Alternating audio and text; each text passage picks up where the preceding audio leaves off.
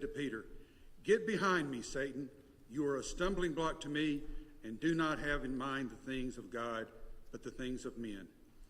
Then Jesus said to pick up his cross and follow me.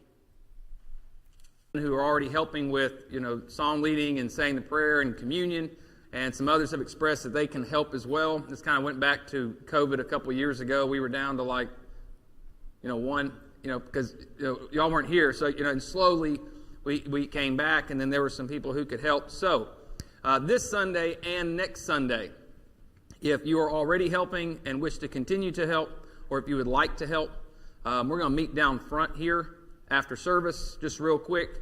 And you only got to do one thing in a month. So if you want to do a closing prayer, or if you want to do communion, or if you want to preach, I'm good with that. Whatever you want to do within reason. But we do ask you to meet down front. We're going to do it again next week. So you notice there's somebody not here and you think they need to be helping out, we'll tell them that next week we're going to do it too. And so just meet down here, and we usually just divvy it up. And every month, if it's the third Sunday and you've signed up for the third Sunday, I think this is the second Sunday, and Dale Hyder's down for scripture reading on second Sunday. Brother Troy Johnson's usually down on the fourth Sunday. That's how it works. So if you think I come down there and I got to do it every week, no. Just sign up for one thing. 1 month, you can pick what you want to do, and if you don't want to do it, I guess don't come down front. But if you do want to do it and you didn't come down front, well, I got nothing for you. So if you've expressed that, we would like for you to help, and we're going to do that this Sunday and next Sunday. One more thing, as been announced, in a couple weeks we're going to have our big day, and we've, years ago we used to try to do this once a year in the summertime, where we all invite our friends and things like that. And if you're thinking about asking people to come to church, you're not just asking them to come to a service. Here's some good singing, or come there so we can pad our numbers, we are asking them because we believe what we believe, but we all also, I know we do, we believe in this church, and we love this church, and we love the people at this church, and this church can impact lives. So I think you ought to do that. And this isn't the first time we've had these meetings. We're going to see if this works. Rats, it works. Y'all remember this movie, in Days of Thunder, in 1990 with Tom Cruise? It's a big NASCAR movie. You remember Tom Cruise wasn't the only actor. Y'all remember Michael Rooker played Rowdy Burns in that? This movie came out in 1990. 1990. So for me, that's a long time ago. That's too many decades for me to start thinking back. But if you've passed in the hallway out there and seen the pictures of Una back in the 80s and 70s and 60s, what you will notice is, while this movie may have come out in 1990, it was filmed in 1988. 2 years before 1988, this church had a big visitor day like we're all going to have. I don't know if it was a big tent revival. Well, I'll tell you, it wasn't a revival. It was probably a gospel meeting or something like that. So 2 years before this movie came out, we had that big day. And I don't know if y'all know this, but Michael Rooker was there. So I'm just saying, if somebody, wanted to invite a Hollywood movie star, and that's not Michael Rooker? No? Okay, it's not Michael Rooker. It's kind of a joke. But y'all know who that is, I'm sure. Is it ringing any bells now? Is it ringing bells now?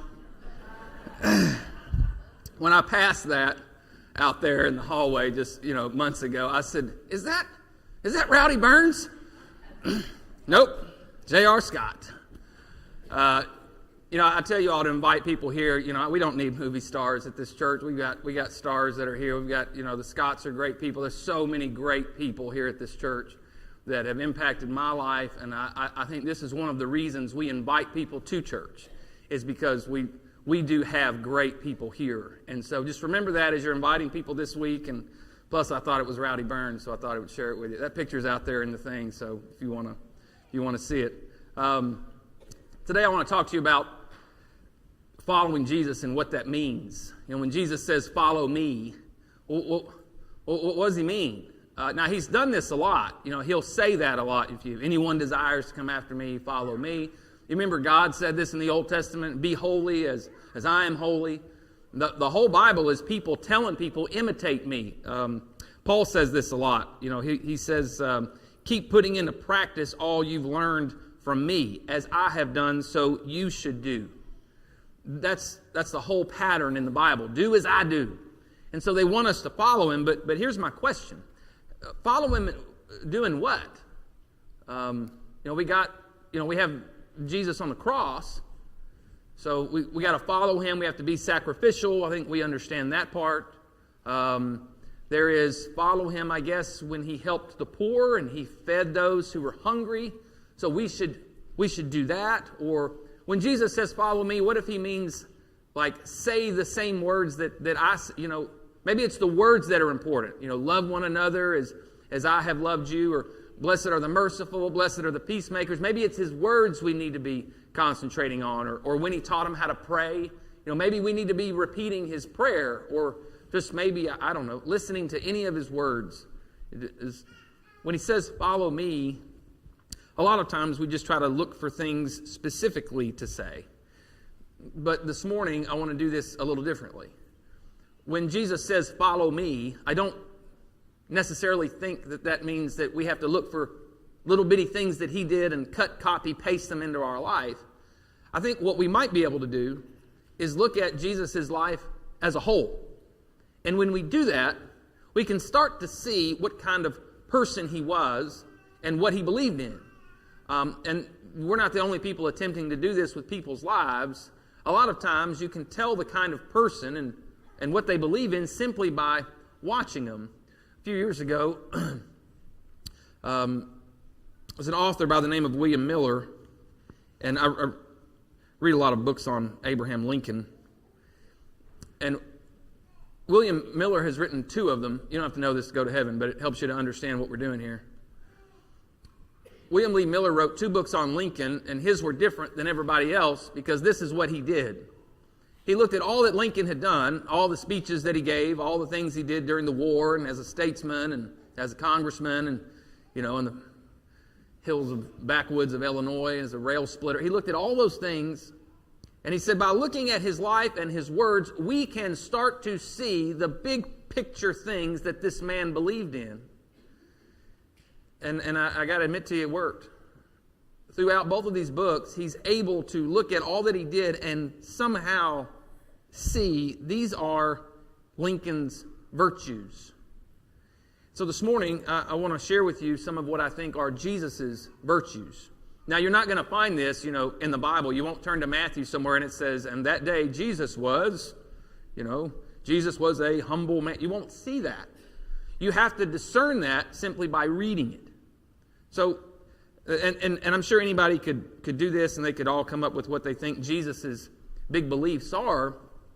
But this morning I want to share with you, just because we don't have, all day, and I'm not going to write 2 books on it. I want to share with you 3 of them that I think Jesus had. And I think if you and I, and these are the 3 that I think are important for you and I right now, like 2022, after 2 years of a pandemic, in our current culture, elections coming up again in 2 more years, we're all ready for that. So these are the virtues I think this church is going to have to try and get a handle on. It's not just our church, but all Christian people. And I want to share those with you this morning. They're what I think are Jesus' virtues based upon simply the Gospels. So it's not what Jesus said or what he did necessarily, but how he walked. So let me share those with you this morning, and we'll look at some texts that I hopefully can show you how that works.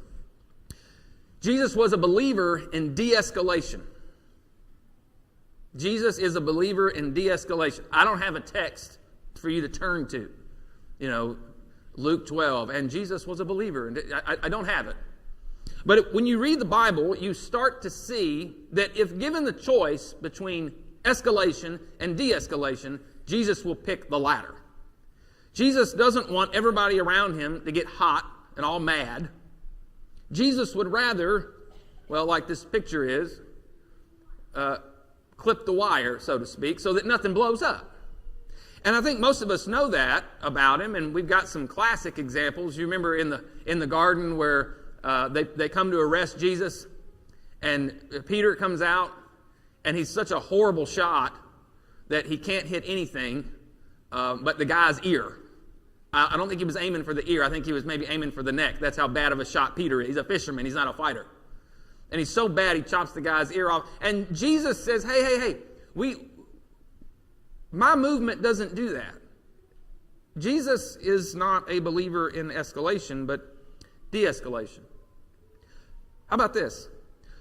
Not just that classic story of Peter, but we also see that Jesus had an ability not to engage an argument that's going on around him. So everybody's wanting to argue, and somehow Jesus has this ability not to engage. And for a lot of us, we really need to hear this. People come up to you and ask you a question, or they want to confront you, and you think you have to answer them. Why is that? Or why is it when people post things that we feel like we need to express how we believe to the entire world? Which, by the way, it's not the entire world. It might only be two people. I know most of us believe that everybody cares about what we think. They don't. They scroll right past your comment. But we think we got to do it. Why do we believe that? Why do we think we owe everyone an answer? You don't. And Jesus didn't believe that as well. How about the story when the Pharisees confront him in Mark 11? And they come to Jesus and they say, "We want to ask you a question. By what authority do you think you're doing what you're doing? We want to know. You give us an answer." You remember Jesus' response? They said, that's a great question. That's a great question. Tell you what. How about I ask you a question, and if you answer my question, I'll answer your question. I would love to have seen those guys' faces. What? And Jesus said, John the Baptist. You think God sent him, or do you think that he's just a man, saying what he believed? What do you think? And the Pharisees said, 1 minute.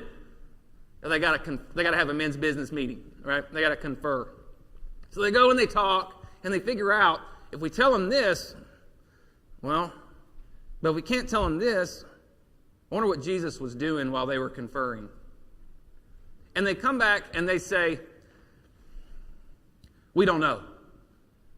And Jesus says, well, then I don't know either. And then walks away. And you read that and you think, well, but why didn't Jesus answer them? Because they didn't care what his answer was. They just came there to argue. But Jesus is not going to give them that satisfaction. Church, you don't have to give everybody the satisfaction. You just don't. But we think we do. You don't. There's a strange passage, and when you read it a certain way, it doesn't make sense. In this passage, this is Jesus talking to them there in the end of Luke. He says to them, now, if you have a purse, take it, and also a bag. And if you don't have a sword, well, sell your cloak and buy one. And then the disciples in verse 38 say, hey, Lord, we got 2 swords. And Jesus says, that's enough. Some people think that the disciples say, Lord, we got 2 swords. And Jesus says, yep, 2 swords is enough. That's all we need. But why in the garden would he tell them to put the swords away? Those 2 words, that's enough. You got to read it right. It's not, we have a sufficient amount of swords. It's him looking to his disciples and saying, never mind. Y'all ever do that to your kids? You ever do that to adults? You're trying to talk to them and they look at you and you can just tell they don't get it. And some of us think that we just need to drone on and on and on until they understand. Maybe they're not going to understand. Maybe you and I just need to say, you know what, I'm good. That's enough. I'm okay. I told you a couple weeks ago I've mastered that phrase, those 3 words, I don't know. We also need to master 2-word phrases. That's enough. I'm good. It's okay. We don't have to engage. And Jesus made it a point not to do that. Jesus made it a point to try and figure out how he could diffuse the situation. And a lot of times, Jesus did this with humor. Now, I know some of us think that the man never laughed. I just doubt that. Jesus came and he was serious and his brow was furrowed the whole time, and I'm here to die. I think we have lost a little bit of our sense of reality if we think that Jesus didn't diffuse things with humor or sarcasm or other things. In Luke 10, Jesus sends out 72 disciples, so 36 groups of 2. And he sends them out and he tells them, he says, I want you to go out and I want you to go to everybody's house and I want you to talk to them and I want you to tell them what we're all about. And they go and they do that and they come back. And when they come back to him, let me read to you what they said. The 72 returned with joy, and they said, Lord, even the demons submit to us in your name. And Jesus says, I saw Satan fall like lightning from heaven. I've given you authority to trample on snakes and scorpions and to overcome all the power of the enemy. Nothing will harm you. However, do not rejoice that the spirits submit to you, but rejoice that your names are written in heaven. There have been over 2,000 books written on that one verse. I saw Satan fall like lightning from heaven. I've sat through gospel meetings and preachers talk about the fact that Satan came from heaven and he was this demon and he fell, and that may be great. And they use this passage. This passage ain't it. What if we read that differently? Jesus sends out 36 groups of 2 to go preach. They come back and they say, Lord, even the demons submit to us. And Jesus says, and I saw Satan fall like lightning from the heavens. It's sarcasm. They used it back then. I think, and I know that's what he's doing because right after that in verse 20, Jesus says, do not rejoice that spirits submit to you. You got it wrong. You got a little too big for your britches there, guys. Okay? I know you did good, but let's calm it down just a little. And I saw Satan fall. Humor can go a long way, folks. Some of us have lost a little bit of our wit. We've lost the ability to laugh. We've lost the ability to make fun of ourselves. Some of us take ourselves way too seriously. Now, some of us need to take things more seriously, I know. But then some of us need to not take ourselves so seriously. And when you can use wit or somehow humor or not be so determined to win, what you'll discover is that you can get a lot more done. It happens. Abraham Lincoln, one of his big rivals was William Seward. William Seward was supposed to get the Republican nomination, but he didn't. And he always felt like Lincoln was sitting in his chair. And so Lincoln made sure that he became friends with William Seward. He'd go across the street to where Seward was staying. He'd open the door, and Seward would answer the door with one of his cigars. He smoked 20 a day, by the way. 20 cigars. And so he'd open the door and blow smoke all in the president's face. Lincoln would, because Abraham Lincoln didn't smoke. And then he'd take him into his study, and William Seward was known to have a massive, massive liquor cabinet full of all these nice liquors. Abraham Lincoln didn't drink. And then Seward would start in on one of those off-cuff stories that you shouldn't tell. And Lincoln didn't talk that way. But somehow this was an odd couple. They somehow managed to get along. And Lincoln never would tell William Seward, hey, you gotta tone it down. Hey, can we not do this? Hey, he just wouldn't do it. But he had a way of diffusing. There's one night they were both riding on this buckboard wagon, and the driver of the wagon seemed to be hitting every pothole, which back then was a lot. And every time he'd hit a hole, the whole wagon would, jump back and forth. And every time he did it, the guy driving the wagon would swear or cuss. And he just kept swearing and kept cussing, and it got louder and more and more. And finally, Abraham Lincoln couldn't take it that much, and he tapped the driver on the shoulder. He was riding with Secretary of State Seward. And he tapped the driver on the shoulder, and he said, "My good man, are you an Episcopalian?" The driver said, "No." He said, "Are you sure you're not an Episcopalian?" And the driver said, No, sir, I'm Methodist." And Abraham Lincoln said, "Well, I could have sworn that you're Episcopalian because The way you swear and talk is exactly the same way that Mr. Seward swears and talks, and he's an Episcopalian. Neither the driver nor Seward said anything else the rest of the way. Somehow, he had a way of speaking with people and talking with people and diffused it. Jesus did the exact same thing. And you and I think, have to try and remember that and do that. All right. The second thing Jesus was a master at, simply by reading the text, is that Jesus knew the difference between memory and memorial. Now, I think what's happening with us today is that we're sitting on two extreme sides. Some of us sit in the past too long. And some of us don't want to remember the past at all. You can't do that.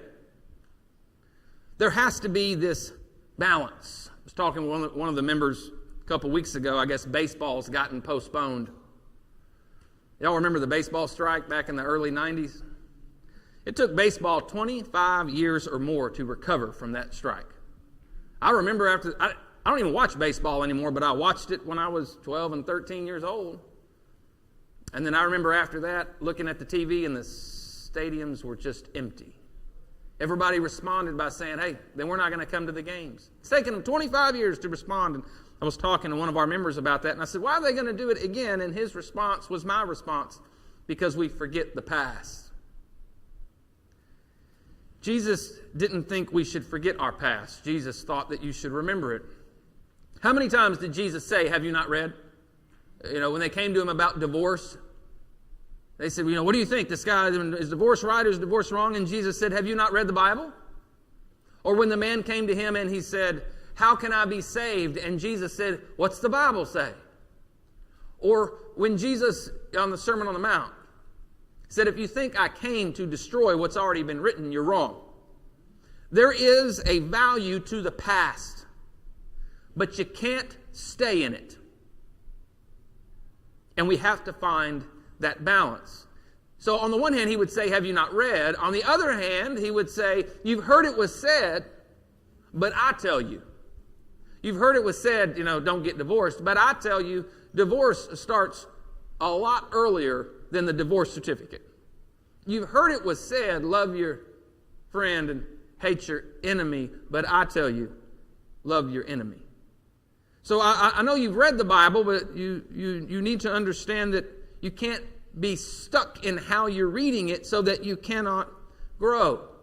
There has to be some kind of growth. On the south side of West Madison Street in Pulaski, Tennessee, is a one-story white building that is over 150 years old.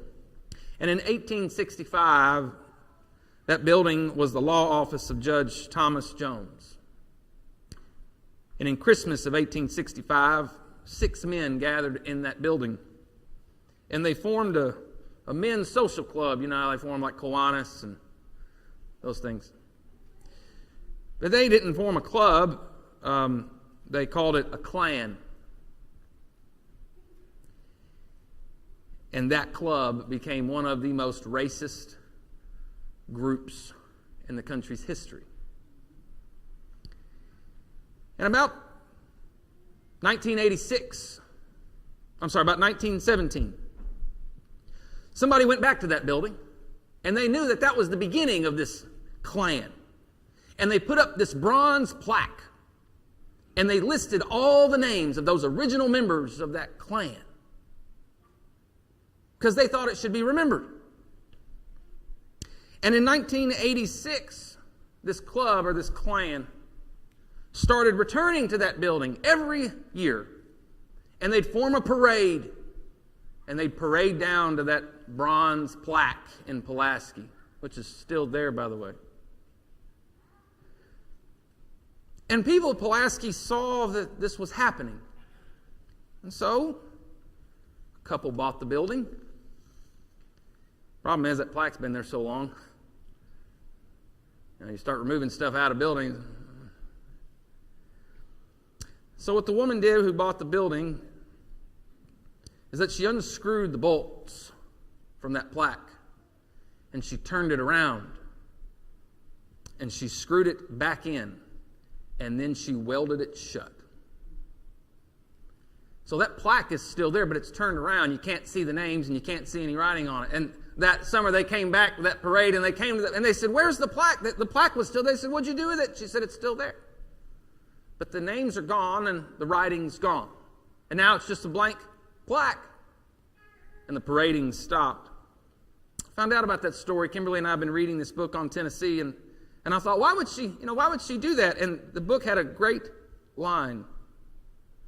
The book said, "It's almost as if the owners of that building wanted to say elegantly, we can't pretend the past didn't happen, but could we please move on?" I think you and I have to find that balance. Some of us don't want the past not to have happened. It happened. You can't change it. Things have happened, and we can't forget them. But on the other hand, we need to move on. Jesus thought the same thing. Have you not read? You've heard it was said. But I tell you, don't get so stuck that you can't hear what God has to tell you. And finally, Jesus had a great capacity for restraint. I mean, we know the classic story, right? When they accused him, when they said, "Are you the Christ?" and Jesus just stood there. He didn't say anything. To go back to where we started, you don't have to say anything, church. You don't have to respond. You don't have to fire off that email. You don't have to fire back that text. Jesus was a man of restraint. He's not going to engage that way. Or how about when they brought the woman that they'd caught in adultery? By the way, they didn't catch her. They set her up. It was a trap. And they brought her to Jesus, and you remember what he did? And just doodled on the ground. And boy, I tell you, the ink that's been spilled over what Jesus wrote that day. I don't know.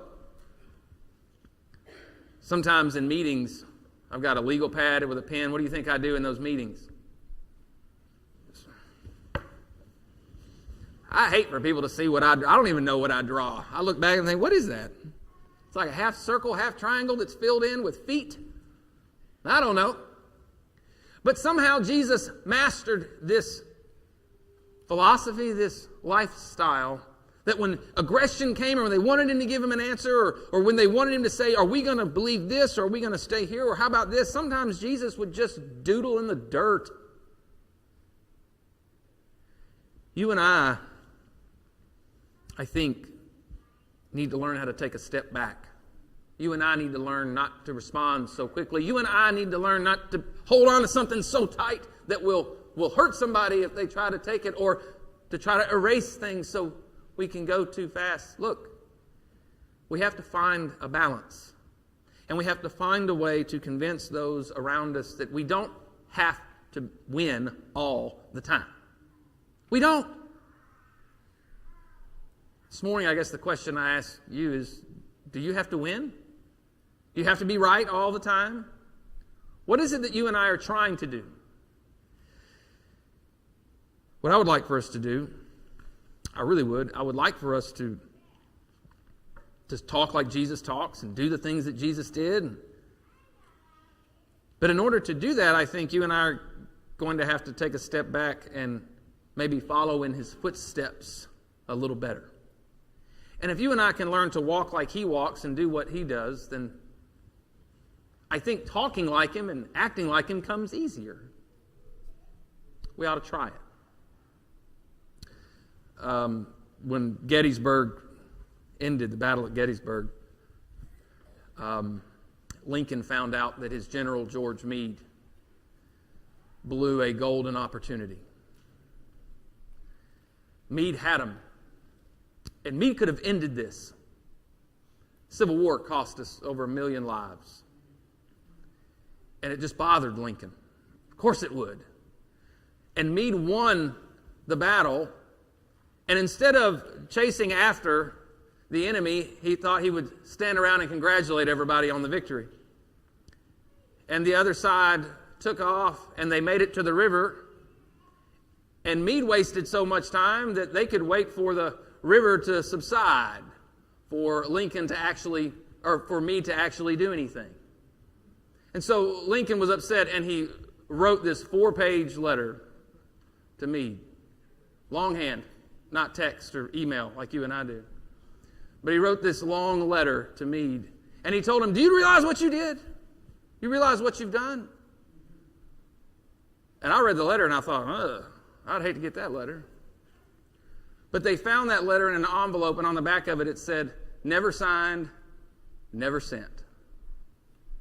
He never sent it. This morning, what I'm asking you and I to do is to find a balance, but it's also to pause just for a minute before you send that, to stop just for a minute before you say that. I want you and I to try and walk like Jesus so that we can learn to talk like Jesus.